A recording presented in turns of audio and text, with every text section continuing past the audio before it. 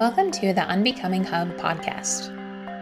Reflections about being human without treating yourself as something to fix. I'm your host, Lacey Kelly.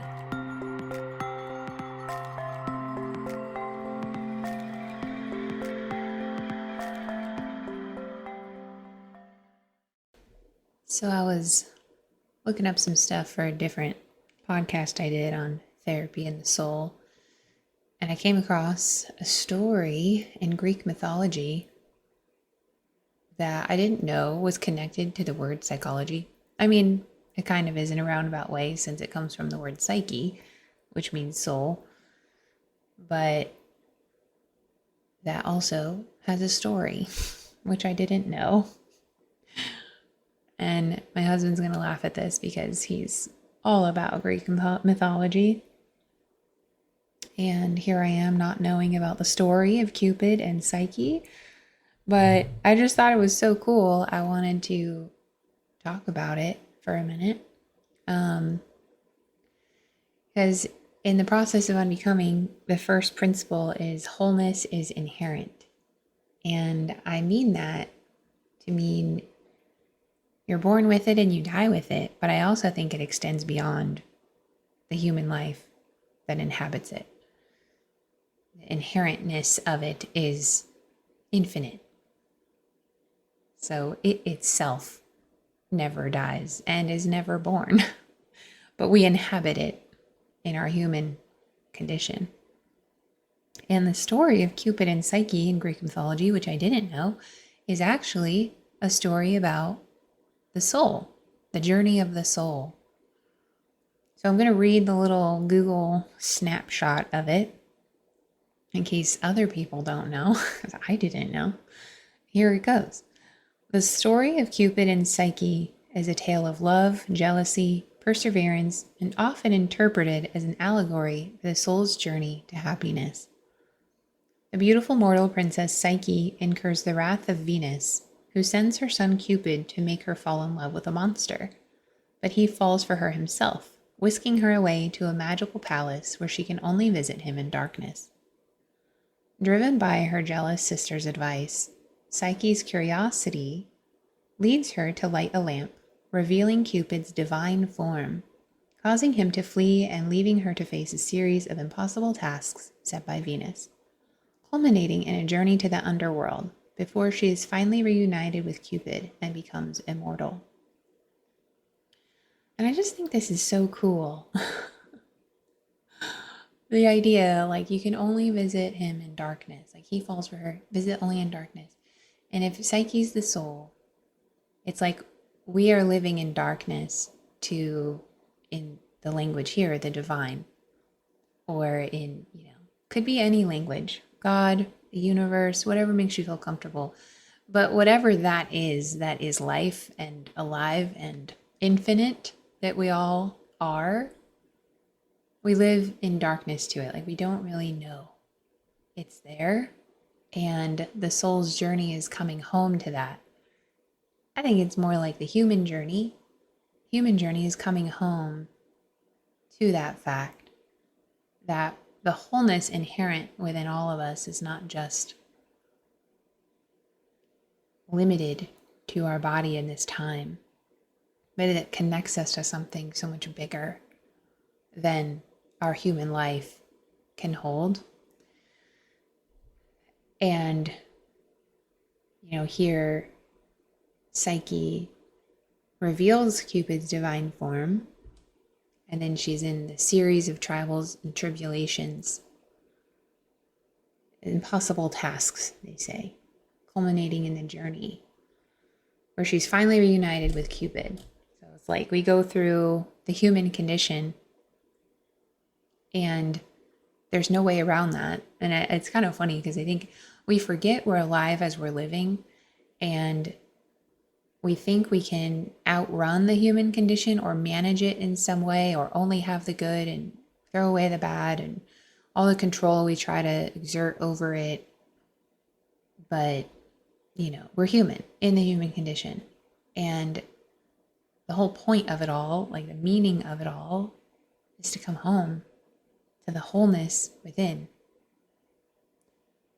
And we spend so much time looking for that wholeness outside, in the right relationship or the right job or the right place I live or the right friend group or whatever. Then I'll finally feel whole. When the wholeness is actually already here, all around us, all of the time. It's within us and it's around all of the time. Because it's the soup that we're all swimming in. And if we stop and actually pay attention and listen and settle inside, we get these little glimpses of that wholeness. And it's complicated because we think it has to mean like it's good or perfect all the time or something, but the human condition exists within wholeness. It's not something, these aren't two separate things, but it's hard because, we can think that, well, wholeness is complete, right? It's already complete. But in our human experience and the human condition, we can feel so incomplete.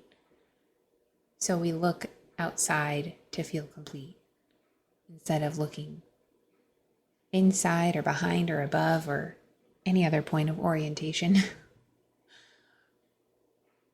But these two things existing together, we have the completeness, the wholeness that we are inside, holding the fluctuations of the human condition.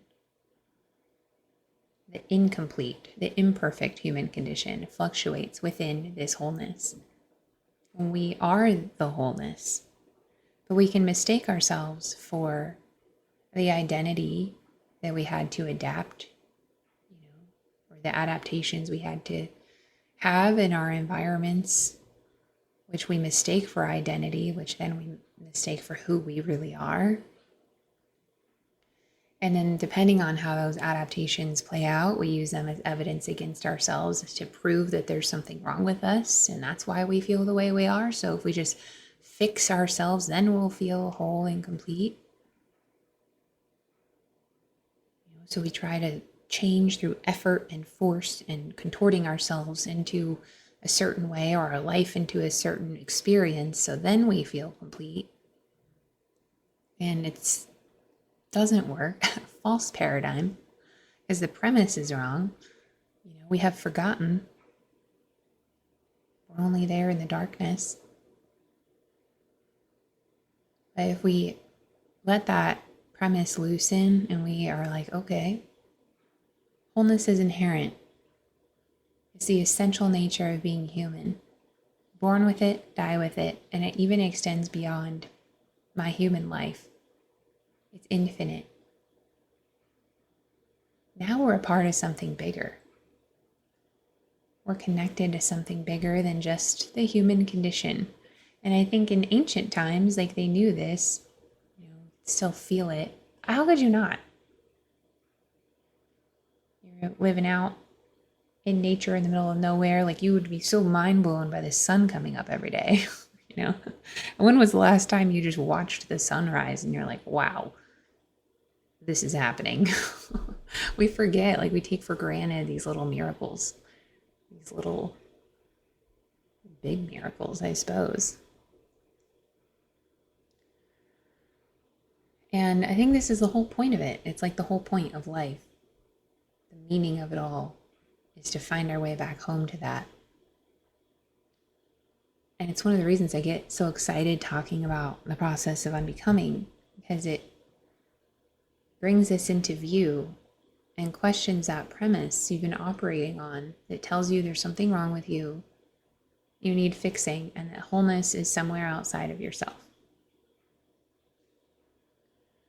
And life really, just like Psyche's journey, is all about being reunited with Cupid, the immortal, but not in that way. It's like a reunited with the soup we're swimming in, God, the universe, whatever word you want to use. I like God. I'm going to say the word God. Kind of got over my disdain of that word. I used to not like that word. So I was very in the secular soup of things. Didn't want to be associated, but now I'm like, whatever. It's the only word I can think to describe how amazing everything is and how big and how much I can't wrap my brain around it. It's the only word I can find. And that wholeness being inherent, life, like the human condition, can't threaten it, but they exist together. It holds the imperfectness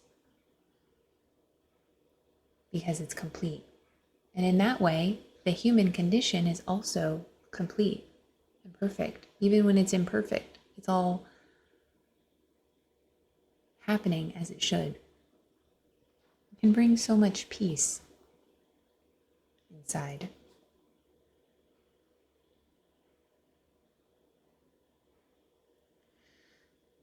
So when we allow like the principles of unbecoming to settle, wholeness is inherent, identity is adaptive, not who you are,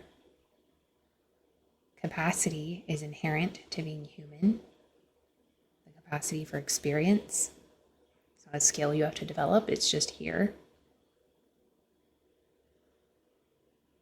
The ways you've adapted doesn't mean there's anything wrong with you. The human condition exists within all of this, and that change happens through relationship, through contact with yourself, others, natural world, the wholeness that everything is a part of. And it's like effort can relax. We can settle, can let things be, not constantly trying to fix ourselves or get the perfect conditions to make ourselves feel whole and like we already are and we just forgot. And the whole point is to come back, return. The fact that you're a human life is mind-blowing. That's amazing. You're a miracle. That everything can just settle. And one of the cool things about it is like when you connect into that and this starts to settle in, then you see it in others and the common humanity piece kicks in. Yeah, we're all wholeness together in the human condition, imperfect and at odds with each other. And it's okay, because wholeness can hold that contradiction. You don't have to choose a side, actually, believe it or not.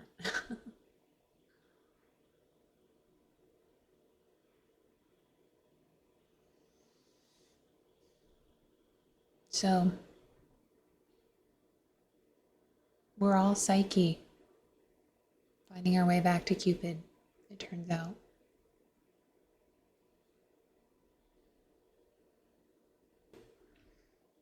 I think that's it. I think that's all I got on that one.